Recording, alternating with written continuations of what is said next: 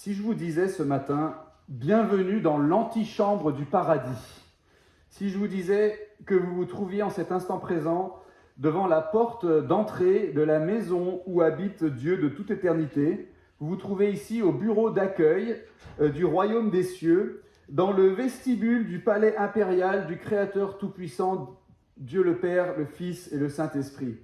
Vraiment? Est-ce que vous me croiriez? Alex, tu te fiches de nous? Non, regarde-moi cet endroit. Un théâtre tout sombre, à côté d'une voie ferrée. On doit installer tout le matériel pour le culte à chaque fois, puis ranger après, faire le ménage. Et puis regarde-moi ces gens qui viennent ici, une assemblée éclectique de personnes plus ou moins moribondes qui n'ont rien de mieux à faire un dimanche matin. Franchement, Alex, on dirait plutôt l'antichambre du séjour des morts que l'antichambre du paradis. Allez, avouez, franchement, avouez, la vie de notre Église, si vous y participez depuis quelque temps, ne vous remplit pas toujours d'un enthousiasme débordant. Notre petit nombre à l'échelle de notre grande ville de Lyon, nos moyens limités, les difficultés qu'on a à trouver un local adapté à nos activités et à nos projets, tout ça, ça ne donne pas l'impression que l'église Lyon-Gerland puisse avoir un rôle particulièrement important dans ce monde, ni même peut-être dans notre propre vie. Et pourtant, est-il possible malgré tout qu'en venant ici ce matin, vous soyez venus au rendez-vous le plus important qu'on puisse imaginer, un rendez-vous avec Dieu. Dans la continuité de ce que Jansch nous disait la semaine dernière dans sa prédication, et si l'assemblée des chrétiens, et si l'église locale, ce que nous représentons nous aujourd'hui, ici réunis au théâtre Lulu, l'église Lyon-Gerland, et si l'église locale était vraiment l'antichambre du paradis, le lieu par excellence où Dieu se fait connaître et où on peut le rencontrer. Et il est possible que parmi nous, ce matin, ici dans cette pièce, il y en ait qui ne connaissent pas encore Dieu personnellement. Est-il possible que cette modeste réunion à laquelle vous êtes venus aujourd'hui soit le moment où votre vie change à jamais? Puis il y en a peut-être d'autres parmi nous qui tendons à être cyniques ou désabusés par rapport à l'impact que notre Église peut avoir dans notre quartier ou dans notre ville. Peut-être même cyniques et désabusés par rapport à l'utilité bienfaisante de l'Église dans votre propre vie. Mais le texte qu'on va lire va corriger nos attentes, je l'espère. Donc je le disais, Jésus il fait envoyer une lettre à une petite église du 1er siècle, située dans cette ville appelée Philadelphie. Et le message principal de Jésus à cette petite église, on va lire sa lettre, elle n'est pas très longue, vous allez voir. Le message principal, c'est le suivant. C'est pas parce qu'une église locale est petite et faible et dépourvue de moyens à vue humaine que Dieu ne peut pas l'utiliser puissamment pour faire son œuvre. C'est pas parce qu'une église locale est petite et faible et dépourvue de moyens à vue humaine que Dieu ne peut pas l'utiliser puissamment pour faire son œuvre. Et si ce principe est vrai, et si certaines conditions sont réunies, on peut en fait s'attendre à ce que Dieu fasse des choses extraordinaires dans notre vie, dans la vôtre de vie, dans la mienne de vie, dans la vie de notre Église, mais au travers de notre Église, faire des choses extraordinaires même dans notre quartier et dans notre ville, même à travers notre petite église Lyon-Gerland. Est-ce que vous êtes prêts? On va lire ce texte qui se trouve dans le dernier livre de la Bible, donc tout à la fin, dans une partie qui s'appelle le livre de l'Apocalypse. Il ne faut pas que ça vous fasse peur. Apocalypse, ça veut juste dire révélation en grec. Et on va lire au chapitre 3, les versets 7 à 13. Chapitre 3 du livre de l'Apocalypse, les versets 7 à 13. Donc dans le contexte, c'est Jésus qui fait envoyer des lettres à plusieurs églises de cette région du monde à travers une révélation qu'il donne à un de ses apôtres, l'apôtre Jean. Et donc ici, on va lire juste ce message que Jésus adresse à l'église de Philadelphie. Donc verset 7, Jésus qui parle ici, « Écrit à l'ange de l'église de Philadelphie. Voici ce que dit le saint, le véritable, celui qui a la clé de David, celui qui ouvre et personne ne fermera, celui qui ferme et personne n'ouvrira. Je connais tes œuvres. Voici, j'ai mis devant toi une porte ouverte que nul ne peut fermer, parce que tu as peu de puissance, que tu as gardé ma parole et que tu n'as pas renié mon nom. Voici, je te livrerai des gens de la synagogue de Satan qui se disent juifs et ne le sont pas, car ils mentent. Voici, je les ferai venir se prosterner à tes pieds et reconnaître que je t'ai aimé. Parce que tu as gardé la parole de la persévérance en moi, je te garderai, moi aussi, de l'heure de l'épreuve qui va venir sur le monde entier pour éprouver les habitants de la terre. Je viens bientôt. Tiens ferme ce que tu as, afin que personne ne prenne ta couronne. Du vainqueur, je ferai une colonne dans le temple de mon Dieu, et il n'en sortira plus. J'écrirai sur lui le nom de mon Dieu et celui de la ville de mon Dieu, la nouvelle Jérusalem, qui descend du ciel d'auprès de mon Dieu, ainsi que mon nom nouveau. Que celui qui a des oreilles écoute ce que l'Esprit dit aux églises. Je vous invite à la prière avant d'aller plus loin. Merci Seigneur notre Dieu pour ta parole. Bénis s'il te plaît les instants qui vont suivre. Fais qu'ils soient fructueux pour nous s'il te plaît. Accorde-nous l'aide de ton Saint-Esprit pour qu'on puisse être concentrés, éveillés, attentifs, réceptifs à tout ce que tu veux nous dire. T'en prions au nom de Jésus. Amen. Ce n'est pas parce qu'une église locale est petite et faible et dépourvue de moyens à vue humaine que Dieu ne peut pas l'utiliser puissamment pour faire son œuvre. Voilà, ça c'est toute ma prédication en une phrase, mais on va regarder ça un peu plus en détail. Premier point, Jésus le puissant fait porter du fruit à une église impuissante mais fidèle. Qu'est-ce qui caractérise l'église de Philadelphie selon Jésus dans ce texte? Deux choses. Elle a peu de puissance, mais elle a gardé sa parole. Verset 8. C'est une église qui ne paye pas de mine. Contrairement à l'église précédente, dans le contexte de ces 7 lettres qui sont écrites à cette église, l'église d'avant c'est l'église de Sardes, contrairement à l'église de Sardes, l'église de Philadelphie, elle n'a pas beaucoup de moyens, elle n'est pas très réputée, elle ne rassemble pas grand monde à l'échelle de la société. Elle n'a pas un super groupe de louanges ou un groupe de jeunes ultra dynamiques, elle n'a toujours pas trouvé de local dans son quartier, mais elle est fidèle à Jésus. Fidèle à sa parole. Elle continue de croire et d'annoncer ce qu'il faut, ce qu'elle est censée croire et annoncer. C'est donc une église impuissante, mais fidèle. Et regardez ce que Jésus lui promet par conséquent. Il lui dit qu'il ouvre une porte devant elle. Il ouvre cette porte irrésistiblement. Qui c'est qui ouvre cette porte? C'est Jésus qui se présente dans la lettre comme le saint, le véritable, c'est-à-dire en s'attribuant des titres normalement réservés à Dieu. Et d'ailleurs, ça, c'est un motif qu'on retrouve dans le livre de l'Apocalypse. Jésus qui s'attribue des titres normalement réservés à Dieu. Et ensuite, Jésus s'approprie une parole tirée d'une ancienne prophétie qui décrit en fait la fonction du gouverneur du palais du roi d'Israël. Et c'était le prophète Ésaïe qui l'avait écrit ça 700 ans plus tôt, qui avait dit que Dieu enverrait quelqu'un qui contrôlerait souverainement l'entrée dans le royaume de Dieu, celui qui a les clés. Et Jésus se dit, c'est moi cette personne-là. Jésus se présente ici comme celui qui décide de l'efficacité du témoignage chrétien. Celui qui décide de l'efficacité du témoignage des chrétiens. Les chrétiens parlent de Dieu autour d'eux, c'est normal, ils aiment Dieu, ils ont envie de partager leur espérance, et donc ils expliquent à tous ceux qui veulent l'entendre quel est le message de la Bible, ok? Mais voyez-vous, c'est Jésus qui détient la clé. C'est lui qui décide qui va recevoir cette parole et qui va entrer dans le palais du roi, c'est-à-dire dans le royaume de Dieu. Et en se présentant comme ça, Jésus n'a pas pour intention de nous décourager, comme s'il disait « Bon, laissez tomber tous vos efforts, de toute façon, c'est moi qui décide si les gens vont devenir chrétiens ou pas, et vous ne pouvez rien y changer en fait. » Au contraire, Jésus ici, il veut nous encourager. Il dit plutôt « Allez-y, persévérez dans vos efforts. » Parce que justement, j'ai, moi, la puissance de faire entrer des gens dans mon royaume, et c'est une puissance irrésistible. Et même, j'ouvre une porte devant vous que nul ne peut fermer. Soyez encouragés, je vous ai ouvert la porte. Allez-y, continuez, partagez votre espérance. C'est moi qui vais faire entrer des gens. Il y a d'ailleurs peut-être ici une allusion à cette fameuse parole que Jésus avait dite à ses disciples. Si vous avez déjà lu le Nouveau Testament, ça vous dira quelque chose. Quand Jésus avait dit « Je bâtirai mon église et les portes du séjour des morts ne prévaudront pas contre elle ». L'idée, c'est que Jésus compte faire grandir son Église en faisant passer des gens de la mort spirituelle à la vie spirituelle. Et Jésus a la puissance d'ouvrir les portes de la mort spirituelle, les portes du séjour des morts qui ne vont pas résister. Jésus a la puissance de les enfoncer, ces portes, de les faire ouvrir pour faire sortir des gens de là et les faire entrer dans son royaume, en réponse donc au témoignage de l'Église, à condition bien sûr que ce témoignage soit fidèle. Vous voyez donc, Jésus, le puissant, fait porter du fruit à une Église impuissante, mais fidèle.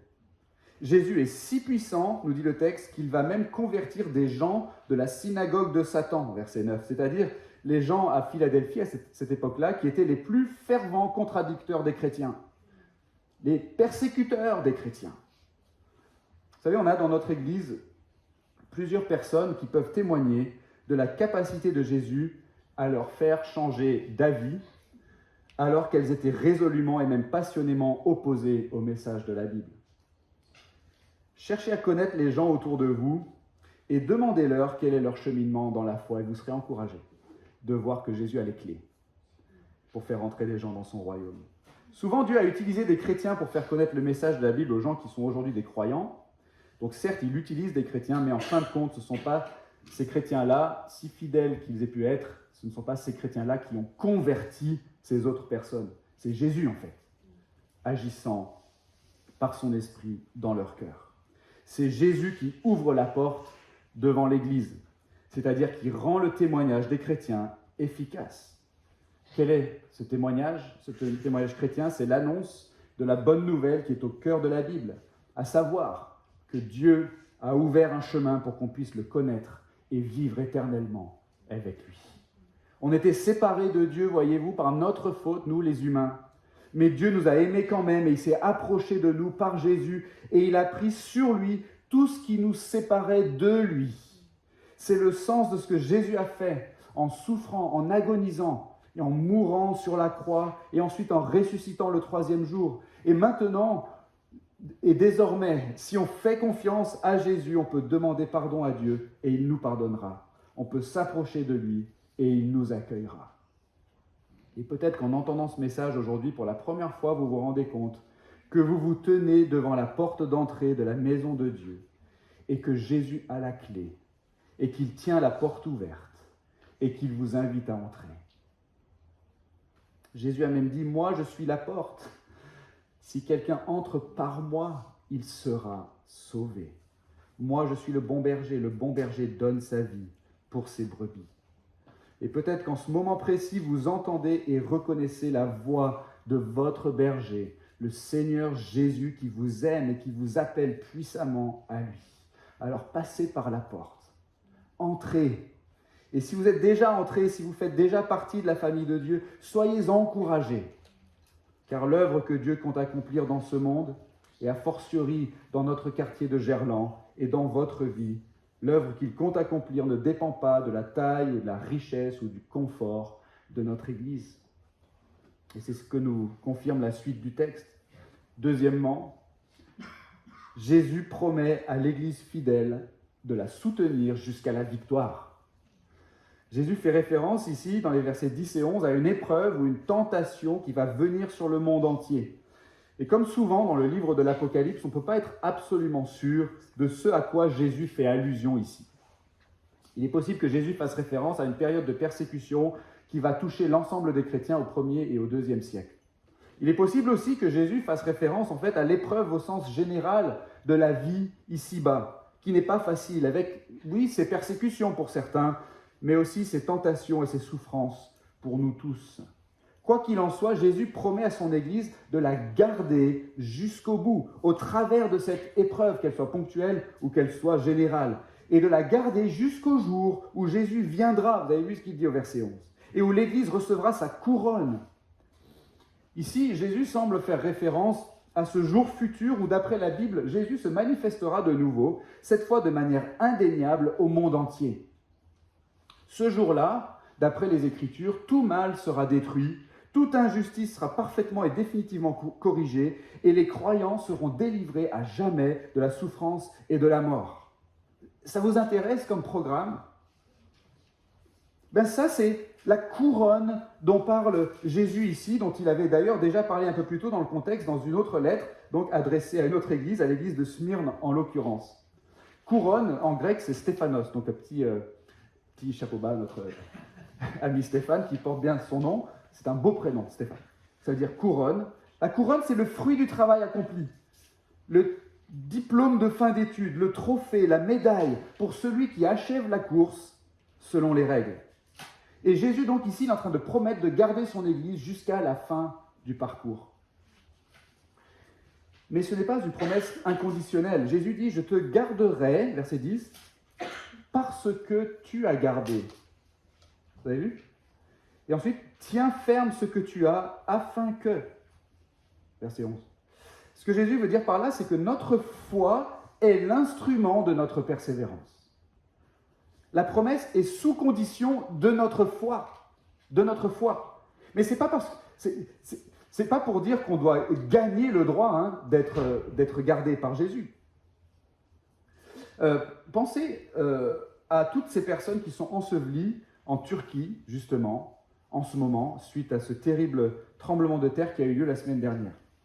Imaginez que vous faites partie de ces victimes, vous êtes coincés sous des tonnes de gravats dans un trou, une quinzaine de mètres sous la surface. Heureusement, on vous a localisé et grâce à un chien, on arrive à vous faire passer de la nourriture et des médicaments, on va mobiliser des médecins et des secouristes et puis on vous fait passer des instructions à suivre pour pouvoir survivre. Et on commence à déblayer. On fait tout pour vous. Simplement, vous devez suivre quelques conseils, sinon vous risquez de mourir. Personne n'interpréterait ça comme voulant dire que vous devez mériter votre salut. Au contraire, on est en train de dépenser énormément de moyens pour vous sauver. Des secours sont venus du monde entier. Et on ne va pas vous demander de rembourser tout ça après. C'est une démarche de pure bienveillance envers vous, n'est-ce pas ? Et même les instructions qu'on vous communique sont l'expression de cette bienveillance parce qu'elles vous sont données pour votre bien, pour votre survie, pour votre salut. Et imaginez, enfin, on a déblayé plusieurs tonnes de débris et le grand jour de votre délivrance arrive. Il faut vous faire passer par des petits interstices entre de grands blocs de béton, ça a l'air super dangereux et délicat, mais un pompier arrive à vous rejoindre dans votre trou et il vous dit « Viens avec moi, fais-moi complètement confiance, ne lâche pas ma main, tiens ferme ce que tu as et tu sortiras sain et sauf à l'autre bout du tunnel. » Est-ce qu'il vous viendrait à l'esprit de vous dire « Ah, mais c'est quoi ce légalisme ? J'aime pas qu'on me mette la pression, moi. Je tiendrai la main de monsieur le pompier si j'en ai envie. » Et de la même façon, dans notre texte, Jésus ne parle pas à des gens coincés dans un trou 15 mètres sous terre, mais il parle à son Église coincée sur terre, qui doit traverser la grande épreuve de la vie. Et il lui dit de lui faire entièrement confiance et de tenir ferme ce qu'elle a, c'est-à-dire tous ces moyens que Jésus, dans sa grâce, a mis à disposition de son Église pour qu'elle survive. Par exemple, l'enseignement de la Bible, le culte, la prière, la communion des croyants. Vous voulez arriver sain et sauf à l'autre bout du tunnel ? Ne sous-estimez pas les moyens que Jésus a déployés pour cela, notamment dans son Église. Jésus a fait de l'Église la colonne et l'appui de la vérité, d'après un autre passage. Jésus a donné à l'Église des dons spirituels, c'est-à-dire des aptitudes propres à chaque membre. Et il a institué des ministères, des fonctions officielles, si vous voulez, dans le but, nous dit la Bible, de perfectionner les croyants, c'est-à-dire de les édifier, de les faire grandir jusqu'à la perfection. Souvent, une perfection qu'on n'atteindra pas ici-bas. Souvent, l'Église locale, ça ne paye pas de mine à vue humaine, mais à l'Église fidèle, Jésus promet de la soutenir jusqu'à la victoire. Beaucoup d'églises locales, comme la nôtre par exemple, ne sont pas forcément très attrayantes ou impressionnantes en soi. Mais ce n'est pas ça qui doit conditionner notre attachement à l'Église et notre participation à la vie de l'Église. La question qu'on doit se poser, c'est celle que pose Jésus. Est-ce que cette Église est fidèle ? Est-ce que cette Église est fidèle ? Est-ce qu'elle garde la parole de la persévérance en Jésus, comme il est dit dans notre texte ? Est-ce qu'elle tient ferme ce qu'elle a ? Inversement, d'autres églises paraissent très vivantes et dynamiques et prospères, comme l'église de Sardes, celle à qui Jésus a envoyé une lettre juste avant. Mais parce que ces églises-là ne sont pas vigilantes, certaines d'entre elles en tout cas, elles sont peut-être déjà mortes spirituellement. Alors trouvez-vous une église fidèle. Peu importe si c'est l'église Lyon-Gerland, mais trouvez-vous une église fidèle. peu importe sa taille, peu importe ses locaux, peu importe la tête de ses membres, peu importe la carte des activités proposées, peu importe l'allure de son site internet, peu importe l'horaire de son culte, la couleur des murs, ou même le risque d'être recruté pour aider à l'installation le dimanche à 8h15. Trouvez-vous une église fidèle et attachez-vous à cette église, car c'est la famille de Dieu, et c'est là que vous serez en sécurité spirituellement. Surtout qu'il y a un troisième et dernier point. À ceux qui font confiance à Jésus de cette manière, eh bien Jésus promet de les établir en présence de Dieu pour toujours. Jésus promet de les établir en présence de Dieu pour toujours. Alors vous voyez, pour conclure sa lettre, Jésus fait des promesses à celui qu'il appelle le vainqueur. Comme dans les autres lettres de cette section du livre de l'Apocalypse, en fait, le vainqueur, ça désigne tout simplement le vrai croyant. C'est celui qui fait entièrement confiance à Jésus, sans réserve. C'est celui qui met en pratique les conseils de Jésus, notamment ceux qui sont contenus dans ces différentes lettres.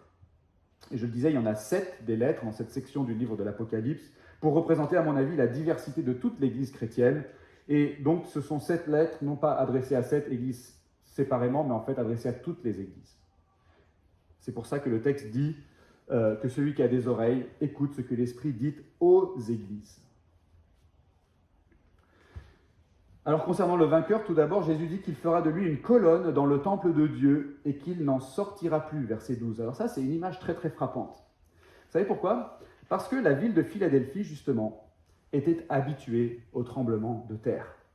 Et à des tremblements de terre si puissants qu'à plusieurs reprises, la ville a été entièrement détruite. Il faut savoir que la Turquie se trouve sur une des zones sismiques les plus actives du monde parce que c'est à la rencontre de 3 plaques tectoniques.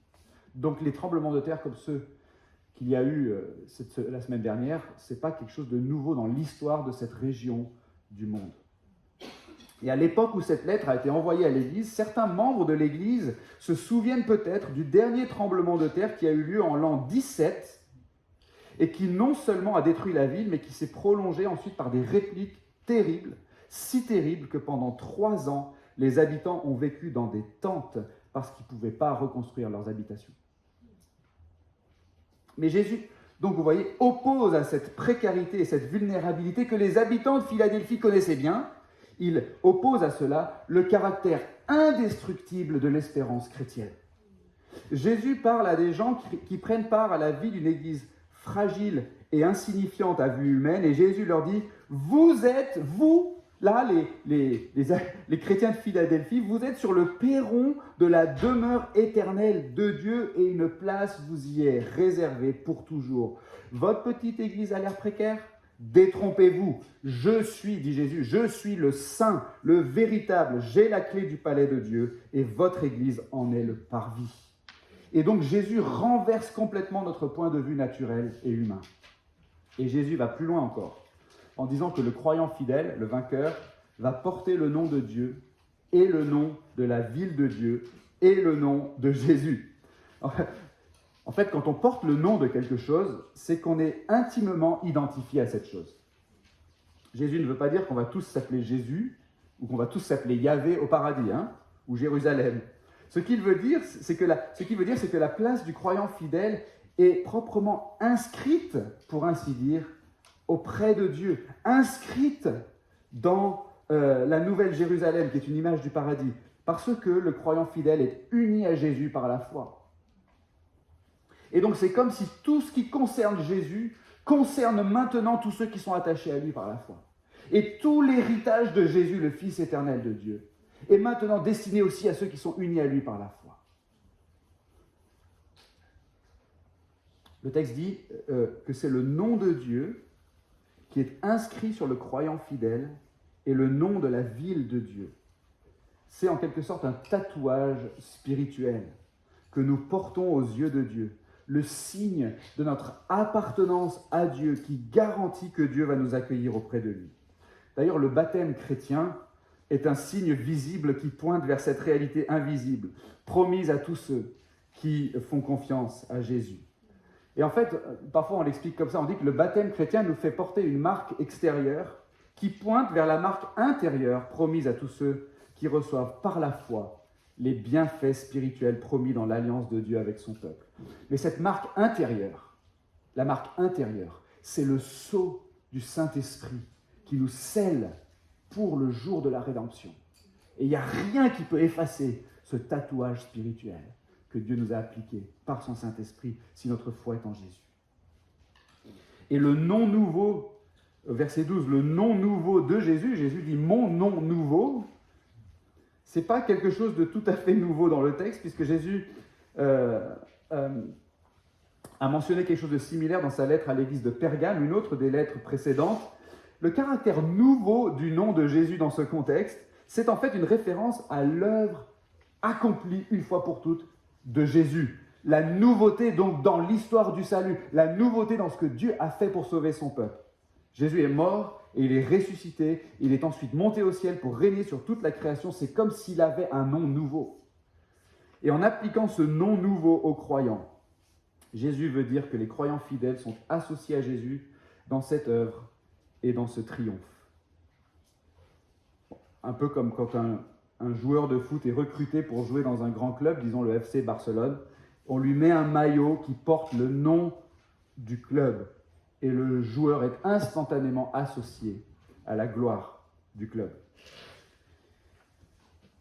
Et ça aussi c'est intéressant en fait pour les chrétiens de Philadelphie, vous savez pourquoi ? Parce qu'il se trouve que cette ville avait justement souvent changé de nom dans son histoire. Jésus promet donc un nom nouveau et définitif aux croyants fidèles. C'est une façon, encore une fois, d'insister sur l'extraordinaire sécurité spirituelle de tous ceux qui prennent à cœur les instructions de Jésus dans cette lettre. Encore une fois, chrétiens de Philadelphie, il vous semble que votre Église est insignifiante, inconnue, sans influence, fragile, précaire. Il n'empêche, dit Jésus, que vous êtes les pierres vivantes du temple de Dieu, le peuple de la nouvelle Jérusalem, l'ambassade ici-bas de mon royaume éternel. Et nous, ce matin, à l'église Lyon-Gerland, est-ce qu'on le croit ? Est-ce qu'on le croit ? Voici une question diagnostique toute simple. Est-ce que la réunion des chrétiens le dimanche pour le culte est vraiment dans notre emploi du temps de la semaine une priorité ? Est-ce que je suis déterminé à observer le jour du Seigneur ? Est-ce qu'on va vraiment mettre de côté un jour par semaine nos occupations ordinaires et nous reposer de nos œuvres et retrouver nos frères et sœurs dans la foi, louer Dieu ensemble, prier, écouter les instructions de sa parole, recevoir notre nourriture spirituelle par la prédication et la Sainte Seine et nous mettre au service des uns des autres ? Et il y en a qui se disent peut-être, c'est quoi ce légalisme ? J'aime pas qu'on me mette la pression, je viendrai à l'église si j'en ai envie. Oui, c'est vrai qu'on viendra à l'église si on en a envie. Et qu'est-ce qui pourrait rivaliser avec notre envie de nous tenir dans l'antichambre du paradis ? De contempler Jésus-Christ, notre Seigneur et Sauveur, dont la parole nous sera annoncée chaque dimanche, et de chanter ses louanges et de le prier avec le reste de la famille de Dieu. Qu'est-ce qui pourrait rivaliser avec notre envie de recevoir l'œuvre de Dieu dans notre vie et de participer à son œuvre dans ce quartier et dans ce monde ? Et peut-être que certains, ce matin, vous êtes venus à l'église Lyon-Gerland sans avoir la foi en Jésus. Alors bien sûr, pour vous, mes amis, la première chose à faire, c'est vous incliner intérieurement dans le secret de votre cœur devant le seul capable de vous sauver pour l'éternité. Comme je le disais tout à l'heure, Jésus a ouvert la porte. Il tient les clés du royaume. Il vous tient la porte et il vous appelle, il vous invite à entrer. Vous n'avez rien à faire, rien à payer, rien à mériter. Reposez-vous simplement en lui. Franchissez la porte. Si vous avez envie de vous rapprocher de Dieu ce matin, et si vous avez des questions par rapport à cette démarche, je vous invite très vivement à en faire part à moi-même ou à un autre responsable de l'Église dès aujourd'hui, ou bien manifestez-vous auprès d'une des personnes qui portent le petit badge où c'est marqué « Accueil ». Et on serait vraiment, vraiment très heureux de vous accompagner. Puis si on est déjà attaché à Jésus par la foi, si on se repose déjà en lui, alors il ne faut pas qu'on néglige les moyens de notre croissance dans la foi, ni la nature de notre vocation qui consiste à servir Dieu et à servir notre prochain. On ne doit pas négliger la mission que Jésus a confiée à ses disciples, qui consiste à être ses témoins jusqu'aux extrémités du monde. Dans notre Église, il y a un comité chargé de réfléchir à comment annoncer de la manière la plus efficace possible aux gens de notre quartier et de notre entourage la bonne nouvelle de la personne et de l'œuvre de Jésus. Ce comité propose des manières d'être formé, il propose des événements, des actions, bref, il veut promouvoir le témoignage dans la vie de notre Église. Si ça vous intéresse, rapprochez-vous de toute urgence de Linda ou de Stéphane, qui sont là aujourd'hui, il faut aller les voir. Bref, Jésus veut qu'on arrête de sous-estimer l'importance de l'Église, même de l'Église Lyon-Gerland, avec ses bugs et ses défauts, et ses limites et ses contraintes logistiques et son manque de confort, qui sont tous relatifs d'ailleurs. Jésus a voulu nous dire aujourd'hui que ce n'est pas parce qu'une église locale est petite et faible et dépourvue de moyens à vue humaine que Dieu ne va pas l'utiliser puissamment pour faire son œuvre. Pour faire son œuvre dans ta vie, pour faire son œuvre dans ma vie, pour faire son œuvre dans le monde. Mais c'est sous condition de notre foi. À nous donc de nous attacher de tout cœur à Jésus et à sa parole et de tenir ferme ce qu'on a, tenir ferme ce qui nous a été donné, tenir ferme les moyens de notre persévérance et de notre témoignage. Et Dieu va faire des choses extraordinaires. Amen. Prions. Seigneur, merci pour ta parole encore une fois. On te prie, Seigneur, de la faire prendre racine dans notre cœur et porter du fruit pour ta gloire. Poursuis ton œuvre en nous, Seigneur. Nous confessons notre faiblesse, combien nous avons besoin d'être renouvelés dans notre foi. Pour cela, nous avons besoin de ton Saint-Esprit chaque jour. Accorde-nous ton esprit. Accorde-nous ton aide. Tiens-nous par la main. Sois fort dans notre vie, là où nous sommes faibles. Nous prions cela au nom de Jésus, ton Fils. Amen.